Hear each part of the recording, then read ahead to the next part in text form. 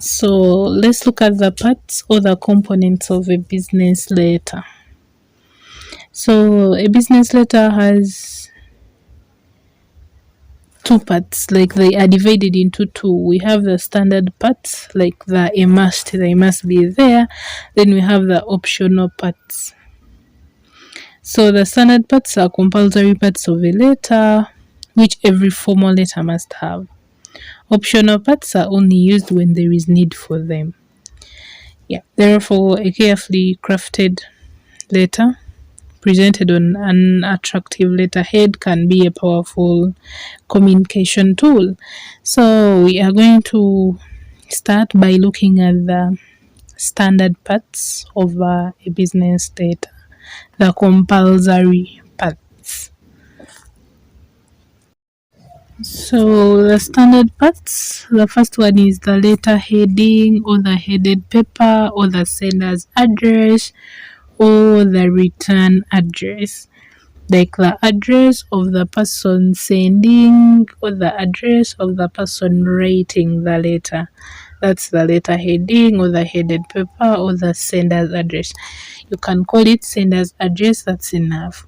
So this one contains three elements. It has to have the name of the organization, then the addresses, which is a phone number, the fax numbers, and then the email address, and then website of the organization in case they have any, and then also the logo of the organization. So those are three things: name of the organization, the address, and the logo, just in case you have a logo. Then if it's a person sending, your name, then your address. Yeah, that's all. Then another standard part we have is the date. The date is a must on every letter, like it shows when you sent the letter or when you wrote it. So the date includes the month, the day, and then the year. And then, like, the date is written in two formats. We have the US format of the month, the day, and then the year, like March 3rd, 2012. And then the UK format, the day, the month, and then the year, like 3rd March 2012. So in Uganda, we use the UK format. I don't use the US format because it's kind of annoying. Yeah, we use the UK format. Then another part we have is the inside address. Inside address is for the person you're writing the letter to, where you are sending the letter. So this is the address of the receiver of the letter.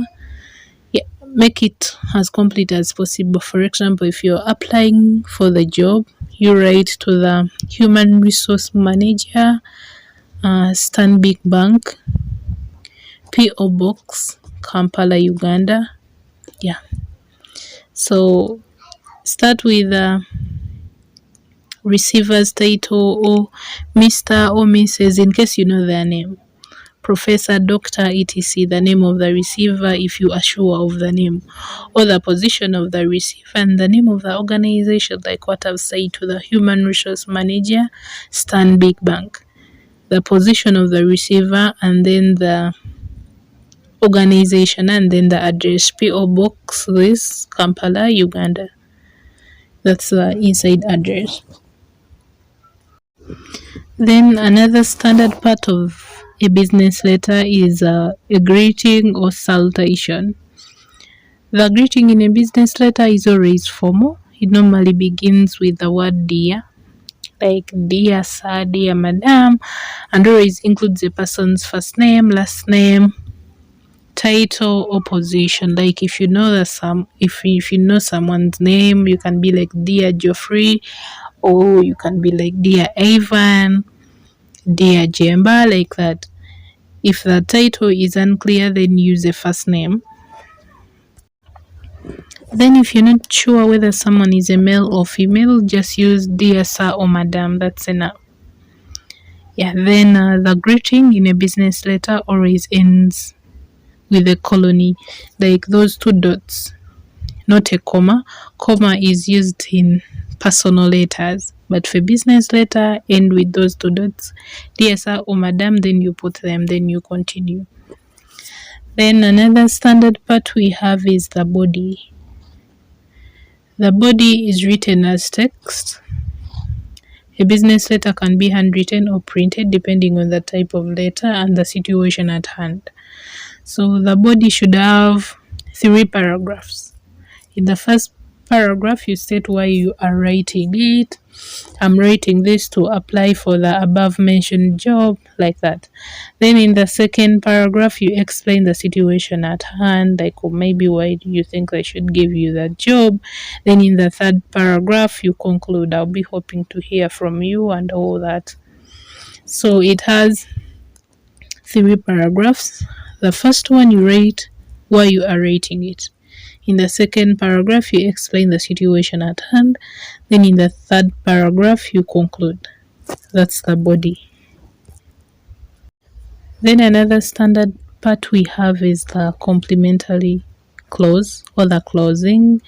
So this complementary clause is inserted on one line below the last line of the body. Like after the body, you skip one line. Yeah, you leave a space, then you write that clause. So this is a short, polite closing that ends with a comma. It begins at the same column as the heading does. So the most commonly used words are yours sincerely, if you know the receiver's name. If the receiver's name was indicated in the inside address, if you're like Dear Jemba, so if you indicated that name there, so there you can use yours sincerely, and then yours faithfully if you didn't include their name. Then another standard part we have is the signature block or the signature line. So here you sign on your letter like yours faithfully. You write like you sign either in blue or black ink. After that clause, yours sincerely or yours faithfully.